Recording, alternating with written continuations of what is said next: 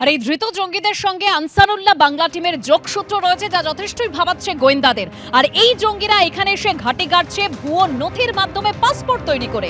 আর এই পাসপোর্ট জালিয়াতি কাণ্ডে এবার একের পর এক চাঞ্চল্যকর তথ্য। ওয়েস্ট বেঙ্গল বোর্ডের জাল স্কুল সার্টিফিকেট দিয়ে বাংলাদেশিদের জন্য তৈরি হতো পাসপোর্ট। জাল স্কুল সার্টিফিকেট ও অ্যাডমিট কার্ড দিয়ে তৈরি হয়েছে ভোটার কার্ডও। তৃণমূল পরিচালিত কদম্বগাছি পঞ্চায়েতে সবচেয়ে বেশি জাল বার্থ সার্টিফিকেট তৈরি হয়েছে। পঞ্চায়েতের নকল ওয়েবসাইট তৈরি করে ভুয়ো বার্থ সার্টিফিকেট। উত্তর 24 পরগনায় রমরমিয়ে চলছিল পাসপোর্ট জালিয়াতি চক্র। বারাসাত ও মধ্যমগ্রাম পুরসভার ঠিকানাতেও বেশ কিছু নথি উদ্ধার হয়েছে। পার্ক স্ট্রিটে ধৃত বাংলাদেশিকেও আধার প্যান কার্ড বানিয়ে দিয়েছিল উত্তর 24 পরগনারই এক ব্যক্তি। অর্থাৎ এই উত্তর 24 পরগনায় রমরমিয়ে এই পাসপোর্ট জালিয়াতি চক্র চলছিল বলেই পুলিশ দাবি করছে। আর এই কদম্বগাছি থেকেই ভুয়ো নথি তৈরি হয়েছে বলে দাবি করছে পুলিশ। কদম্বগাছি পঞ্চায়েতের পঞ্চায়েত প্রধান তিনি কি বলছেন শোনাবো আপনাদের। আমাদের কাছে চিঠি এসেছিল গোয়েন্দা বিভাগ থেকে এবং আমরা সেই চিঠিগুলো দেখে তাদেরকে উত্তর দিয়েছিলাম। যেখানে সাব রেজিস্ট্রার নাম হিসেবে যে মধুমণ্ডল দেওয়া আছে, সেখানে আমাদের যে প্রধানের তালিকাটা আছে সেখানে কোনো মধুমণ্ডল বলে এই পর্যন্ত কেউ নেই।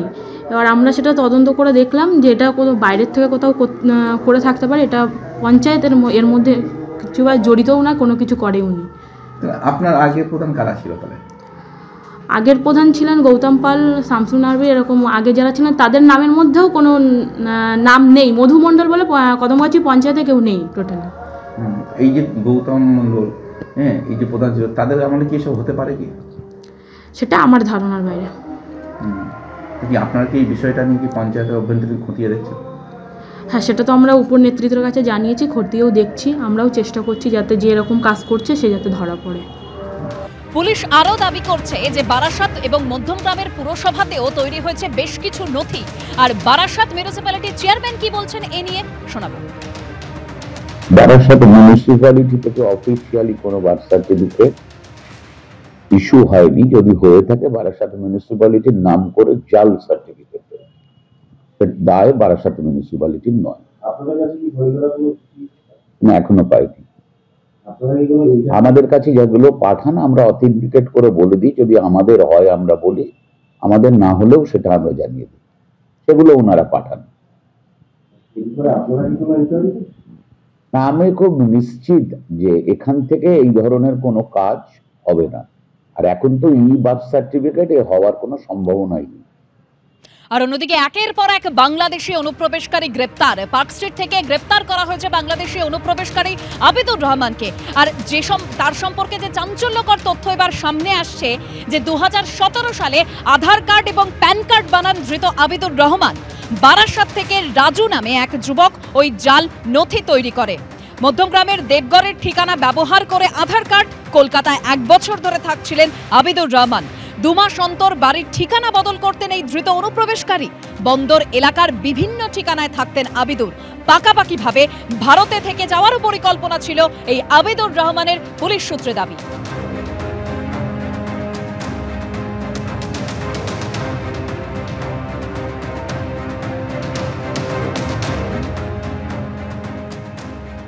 প্রশ্ন যেটা সামনে আসছে, এই যে ভুয়ো নথি তৈরি হচ্ছে, ভুয়ো পাসপোর্ট তৈরি হচ্ছে, সেটা কিভাবে? নজরদারির কোথাও একটা গাফিলতি রয়েছে। সেই অভিযোগ যখন সামনে আসছে তখন কলকাতা পুলিশ কমিশনার বলছেন যে কোথায় কোথায় গাফিলতি হচ্ছে তা খতিয়ে দেখা হবে। শুনুন কি বলেছেন তিনি। এটা নিয়ে আমরা ডিটেইল ডিসকাশন করেছি with the passport officers and ministry of external অ্যাফেয়ার্সের কি গাইডলাইন আছে। ওখানে আপনারা যদি ওই নোটিফিকেশন দেখেন, কিছু কিছু পয়েন্টস লেখা আছে, যেরকম ওই বাড়িতে গিয়ে ভেরিফাই করার দরকার নেই, বা যারা পাসপোর্ট অ্যাপ্লাই করছেন ওদেরকে হয়তো ডাকা যাবে না, এইরকম কিছু কিছু পয়েন্টস লেখা আছে। So we have discuss this points in detail and পুলিশকে কীভাবে কী করতে হবে অ্যান্ড এই পুরো প্রসেসে কোথায় কোথায় কী ল্যাপস ছিল এইগুলো পুরো দেখা হয়েছে। অ্যান্ড আমরা পুরো ডিটেল ডিসকাস করে সবাইকে ডিটেল গাইডলাইন অলরেডি দিয়ে দিয়েছি দ্যাট কীভাবে ভেরিফিকেশন করতে হবে। প্রসেস যেটা আছে ওই প্রসেসে ফার্দার কোনো রকম কোনো ভুল না হয় সেটা ডিটেলসে বলে দেওয়া হয়েছে।